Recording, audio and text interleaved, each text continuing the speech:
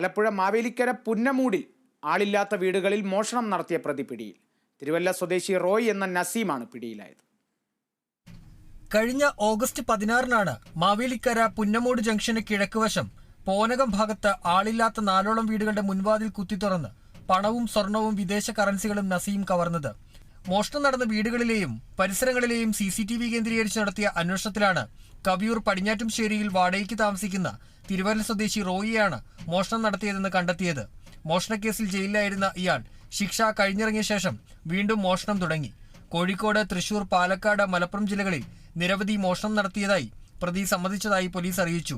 മോഷ്ടാവാണെന്ന് സംശയം തോന്നിപ്പിക്കാത്ത വിധത്തിൽ മാന്യമായ വസ്ത്രം ധരിച്ചാണ് പ്രതി മോഷണത്തിന് എത്തിയിരുന്നത്. വീടുകളുടെ വാതിലുകൾ തകർക്കാനാവശ്യമായ ആയുധങ്ങൾ വീടിന്റെ പരിസരത്തു നിന്നോ സമീപത്തുള്ള വീടുകളിൽ നിന്നോ എടുത്ത് വാതിൽ തകർത്ത് മോഷണം നടത്തി നേരം പുലരും മുൻപ് ബസ് കയറി തിരികെ പോകുന്നതാണ് ഇയാളുടെ രീതി.